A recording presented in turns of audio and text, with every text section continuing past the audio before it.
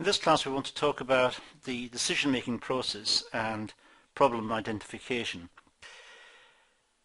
When a strategy has been selected, it needs to be implemented. But in selecting the strategy, the company will have looked at alternative strategies also, and it must make a decision between the competing strategies.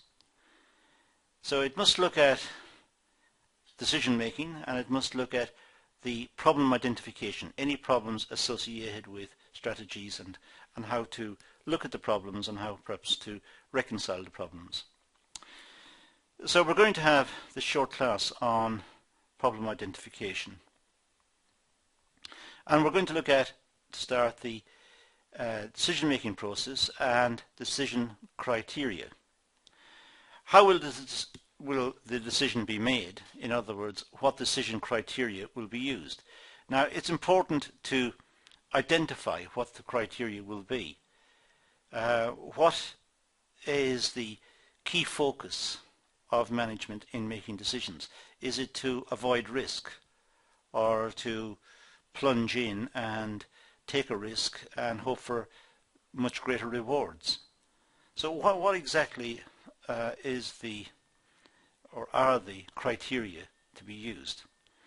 And reviewing the alternatives. Well, the decision must be made between alternatives, and these must be fairly judged.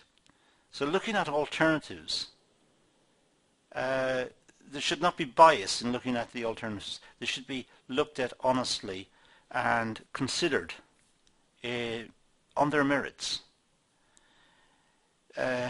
The management should not approach a set of alternatives to a problem with some predisposition. They should not approach it with their minds made up. They should look at the alternatives fairly and honestly to see if the right alternative, the most appropriate alternative, can be selected. Not a decision perhaps made in advance without recourse to the facts and figures and to the details of the problem. So we need to know what the decision criteria are. We need to know what's the management looking to achieve in assessing a problem. What sort of outcome is it looking for? How will the decision be judged? In other words, what's the decision criteria? And then openly looking at the alternatives to find the best one, and not carrying in a prejudged position, not carrying in a position which is fixed from the start, because that is not looking at the alternatives. That's simply selecting what the management wanted right from the start.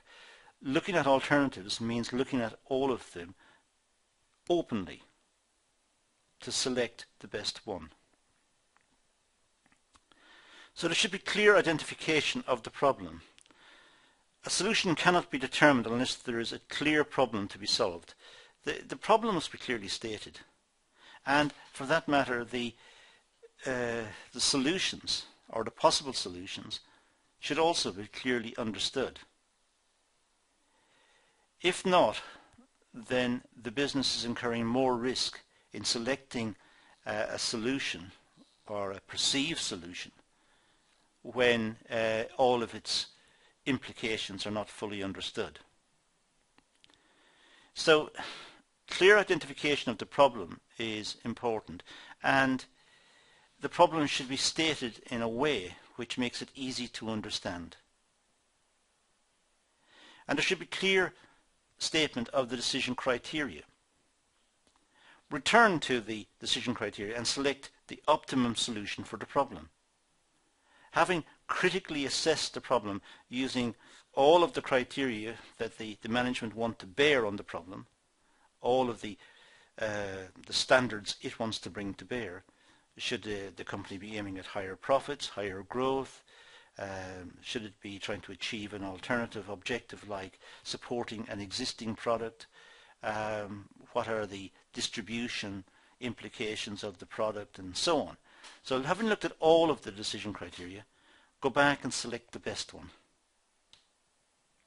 but that should be done after a full review, not, as I said earlier, by carrying in a solution and going through the motions of looking for an alternative when in fact the management is already committed to one particular solution.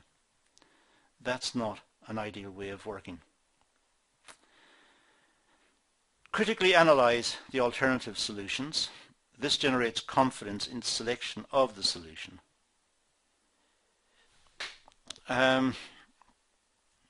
So critically analyze. Be open and be fair about the implications of all of the possible solutions so that the best solution can be selected from amongst them. And select the best alternative. Based on the criteria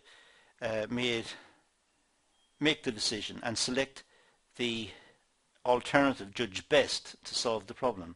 So be fair and select the best alternative, having critically appraised all of the alternatives, not any prejudged one. Implement the alternative. The selected solution must be communicated to all and clearly explained. So it must be understood widely what the selected solution is and how it will be implemented. The logic of the decision must be widely understood so that there is commitment to its implementation. Why that particular route was selected when alternative routes were available, that should be clearly understood. They were selected because it was the best one, and why was it the best one? Well, explain it.